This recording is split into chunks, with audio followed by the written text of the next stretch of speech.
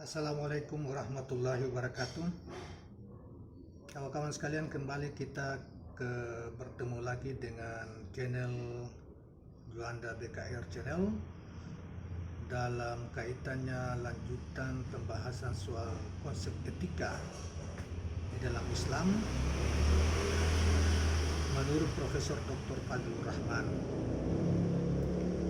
Tadi kita sudah video lain kita sudah membukakan penjelasan Profesor Fadlur Rahman tentang iman. Ini yang kedua, konsep etika yang kedua adalah Islam, tentang Islam. Selanjutnya kita melanjutkan uraian dari Profesor Fadlur Rahman. Marilah kita simak istilah Islam. Telah kita lihat bahwa pengertian dasar dari iman adalah memperoleh kedamaian dan keamanan dengan suatu keimanan yang teguh kepada Tuhan, risalahnya, dan Rasulnya. Adapun arti dari akar kata Islam atau silm, SLM, adalah merasa aman, utuh, dan integral. Kata kerja dari akar kata dalam bentuk pertama tidak digunakan dalam Al-Quran, tetapi ungkapan-ungkapan bahasa tertentu telah digunakan di dalamnya. Jadi silm muncul dalam surat Al-Baqarah ayat 208, di mana kata ini mempunyai pengertian damai. Salam dalam surat Az-Zumar ayat 29 dengan makna utuh sebagai lawan dari pemilah-milahan dalam bagian-bagian yang bertentangan dengan salam dalam surat An-Nisa ayat 91 yang juga digunakan dalam pengertian damai. Dengan demikian kata tersebut digunakan dalam banyak bagian Al-Quran dengan makna damai, aman, atau ucapan salam. Dalam bentuk keempat kata kerja aslam, ia menyerahkan diri, artinya ia menyerahkan dirinya, memberikan dirinya, sering digunakan dalam ungkapan aslama wajhahu, yakni ia menyerahkan pribadi atau dirinya, yang biasanya diikuti oleh li Allah, kepada Tuhan. Muncul banyak sekali dalam kata ganti orang yang berbeda-beda dan dalam kalimat-kalimat serta modus-modus yang bermacam-macam. Idenya tentu saja adalah bahwa seorang memperoleh atau melindungi atau mengembangkan keutuhan dirinya, integritasnya, dan lain-lain dengan menyerahkan dirinya kepada hukum Tuhan.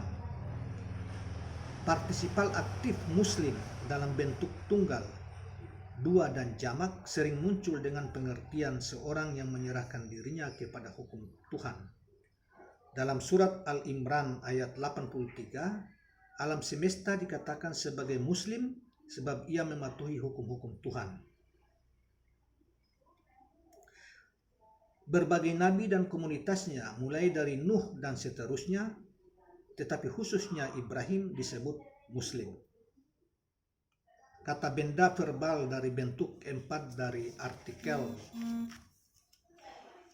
definitif Islam atau penyerahan atau penyerahan yang sesungguhnya muncul 6 kali di dalam Al-Quran.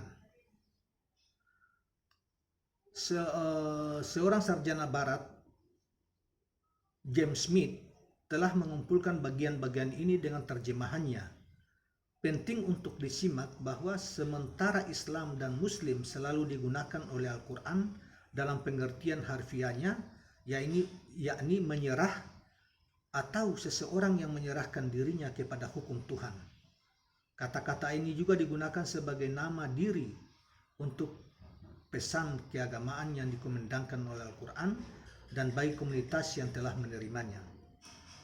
Bahkan dalam surat Al-Hajj ayat 78, pesan keagamaan ini dinisbatkan kepada Ibrahim yang dikatakan telah memberikan nama Muslim kepada komunitas yang menerima pesan Al-Quran ini.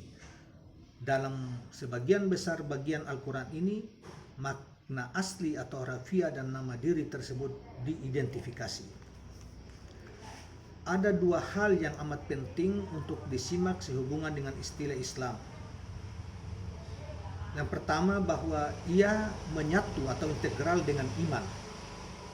Penyerahan kepada Tuhan dalam karakteristiknya yang hakiki adalah mustahil tanpa iman. Bahkan kedua kata ini pada dasarnya adalah sama dan telah digunakan secara seimbang atau ekuivalen dalam banyak bagian Al-Quran. Karena hal ini sangat penting bagi tesis tentang etika Al-Quran, yaitu bahwa ia tidak bisa tidak merupakan etika keagamaan, maka saya akan memberikan bukti yang agak rinci tentang butir ini. Mari kita simak ayat-ayat yang berkaitan dengan soal ini. Lihat Al-Quran ayat 352, ayat 52, Al-Quran surat 385, kemudian Quran surat 5 ayat 111, Al-Quran surat 43, 69, dan selanjutnya Al-Quran surat 28 ayat 52, 53. Ayat terakhir ini merupakan salah satu dari beberapa ayat yang merujuk kepada orang-orang Yahudi dan atau Kristen tertentu yang menerima perutusan Muhammad pada tahap yang sangat awal. Juga harus diingat bahwa tiga rujukan dalam nomor 1 dan nomor 2 di atas, yaitu Al-Quran surat 3 ayat 52, Al-Quran surat 3 ayat 84, dan Al-Quran surat 5 ayat 111 yang memuat persamaan iman Islam atau secara mutlak tak dapat dipisahkan antara keduanya, bertanggal dari periode Madinah, dan khususnya Al-Quran surat 5 ayat 111 atau 111 berasal dari periode Madinah yang terakhir ketika komunitas muslim secara formal telah berdiri, dan menurut Profesor Wilfred Cantwell Smith, ketika Islam telah direifikasi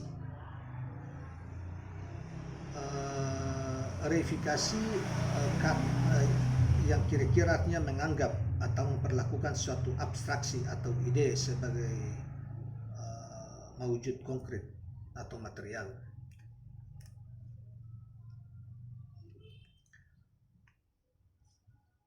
Menjadi Islam. Jadi saya ulangi,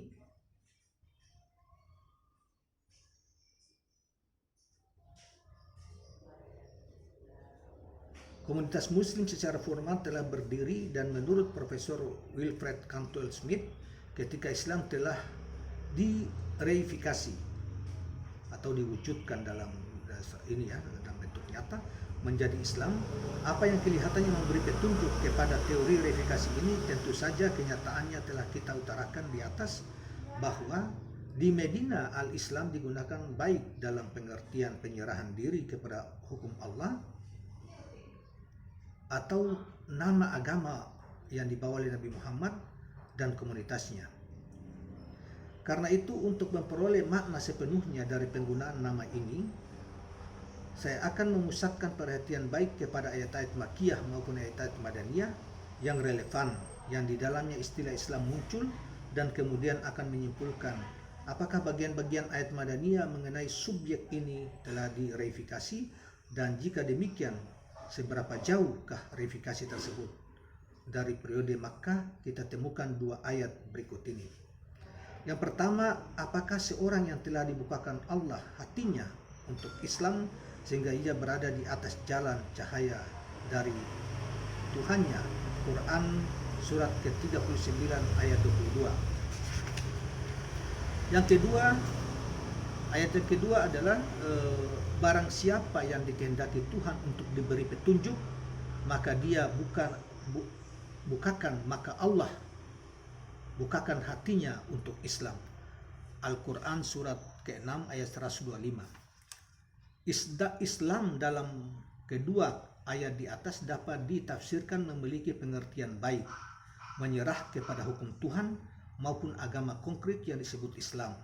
Meskipun nama ini tidak diberikan secara formal hingga periode Madinah, apa yang tampak secara mencolok bahwa Islam dalam kedua ayat tersebut seiring dengan iman adalah kenyataan bahwa Islam diidentifikasi sebagai cahaya Tuhan dalam salah satu ayatnya, Al-Quran surat 39 ayat 22, serta sebagai petunjuk Tuhan dalam Quran surat 6 ayat 125.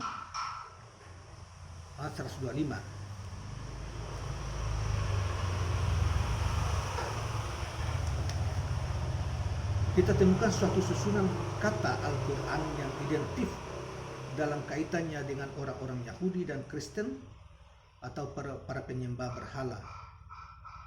Setelah kritik yang berbeda terhadap kedua komunitas yang mula-mula itu dalam surat Al-Hasyr ayat 8-9, masalah penting yang harus dicamkan adalah bahwa sebagaimana halnya dengan Islam di Makkah yang diidentifikasi dengan cahaya dan petunjuk Tuhan, maka demikian pula identifikasi Islam ketika di Madinah.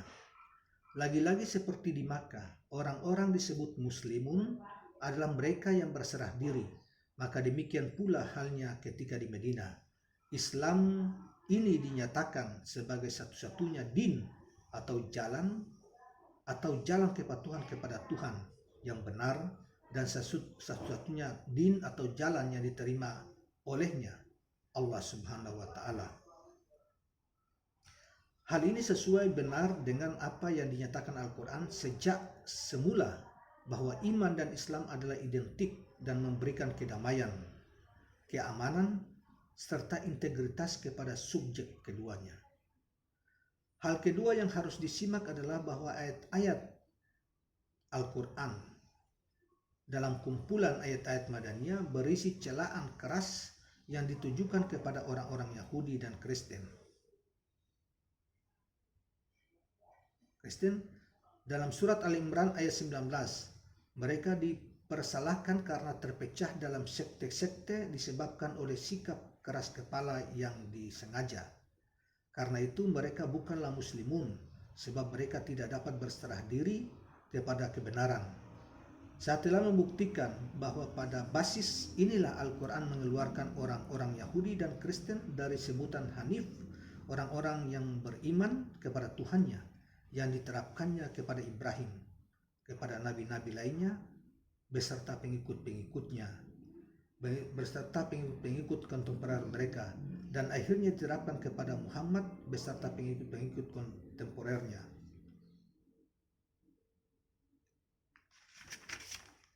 Yang diwajibkan menjadi Hanifun. Sebab nabi-nabi dan pengikut mereka ini adalah monoteis yang tidak menyimpang, non-sektarian. Nah, karena orang-orang Yahudi dan Kristen ini mendistorsikan ajaran-ajaran asli mereka, maka mereka perlu memecahkan diri mereka ke dalam sekte-sekte, mulai menyimpang dan mudah terserang syirik atau menempatkan diri seseorang atau sesuatu bersama-sama dengan Tuhan. Mereka bukanlah Hanifun dan bukan pula Muslimun. Bahkan dalam surat As-Saff ayat 7 yang secara nyata menunjuk kepada orang-orang Yahudi dan Kristen.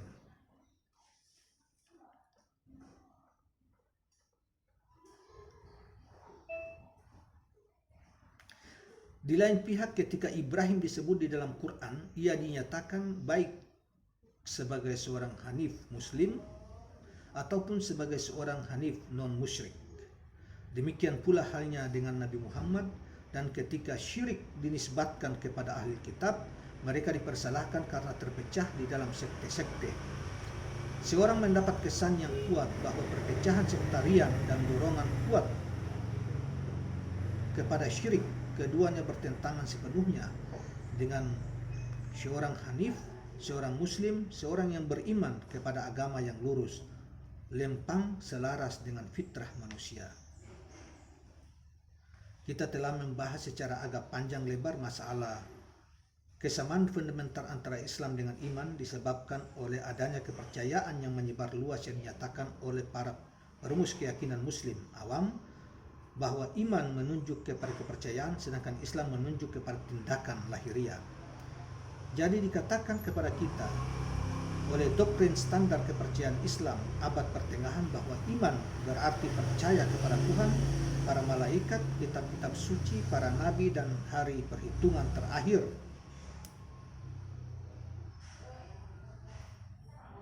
Kredo secara khas akan menambahkan keimanan terhadap predeterminisme atau takdir baik dan buruk oleh Tuhan yang tidak dapat ditemukan dimanapun di dalam Al-Quran. Sedangkan Islam terutama sekali adalah tindakan-tindakan lahiriah yang terdiri dari pernyataan keimanan secara terbuka atau syahadat, 2 kalimat syahadat, yang kedua syarat, yang ketiga membayar zakat, yang keempat berpuasa di bulan Ramadan, dan yang kelima menunaikan haji.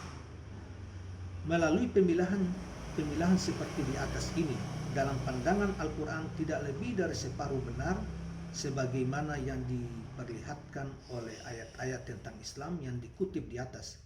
Dari sudut ini, jika reifikasi Islam berarti eksternalisasi atau konkretisasi iman dalam cara semacam itu sehingga kedua-duanya terpisah dan bahkan secara konseptual dapat dilepaskan kaitannya antara satu dengan lainnya, maka yang demikian ini pasti keliru. Tetapi jika reifikasi berarti Islam sebagai ekspresi konkret dari iman dan komunitas Muslim merupakan bentuk terorganisasi dari ekspresi tersebut, maka hal ini tentunya benar dan Quran sendiri mendukungnya. Karena dalam pandangan Al-Quran, sebagaimana yang dibedakan dari Kristen, misalnya keimanan batin seorang tidaklah cukup untuk tujuan-tujuan Tuhan, dan suatu komunitas yang terorganisasi merupakan suatu kebutuhan mutlak. Dengan demikian, fenomena ini berhak disebut reifikasi iman atau sublimasi. Komunitas normatif tersebut keduanya memiliki pengertian yang sama, meskipun teori reifikasi sebagaimana yang diajukan oleh Profesor Wilfred Cantwell Smith tampak mengandung pertentangan, yakni reifikasi meskipun membiarkan dinamisme iman bekerja sendiri secara konkret dalam konteks spasio-temporal, namun juga merintanginya. Mungkin Profesor Smith telah dipengaruhi secara serempak oleh dua faktor, latar belakang kekristenannya sendiri dan nestapa masyarakat yang ada sekarang ini dengan nama Islam. Dalam hal apapun, Al-Quran tidak memberikan kesaksian semacam itu. Masalah fundamental kedua tentang Islam yang pertama adalah hal-hal yang telah kita kemukakan sejauh ini, bahwa Islam dan iman adalah ekuivalen. Seiring adalah bahwa Islam merupakan perwujudan lahiriah, konkret dan terorganisasi dari iman melalui suatu komunitas normatif. Karena itu anggota-anggota masyarakat tersebut harus didasarkan pada iman, dan cahayanya hanya dengan demikian hal yang normatif sebagaimana yang dimaksudkan Al-Quran menjadi mungkin, dan sebaliknya cahaya iman semacam itu harus menjelma keluar sendiri melalui komunitas ini, atau iman dan Islam saling mengisi, dan inilah makna dari persamaan keduanya. Seseorang mungkin saja memiliki sejenis iman, tetapi iman tersebut bukanlah iman sejati dan sepenuhnya kecuali jika ia diekspresikan, diwujudkan secara Islami dan dijelmakan melalui suatu komunitas yang semestinya suatu komunitas yang akan merupakan komunitas Muslim.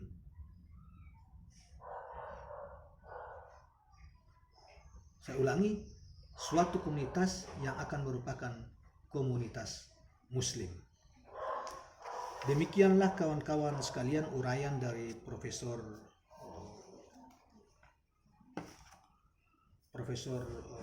Fadlur Rahman tentang konsep dasar kedua dalam etika Islam, dalam etika Al-Quran, yaitu kata Islam, kemudian ada kaitan dengan masalah iman.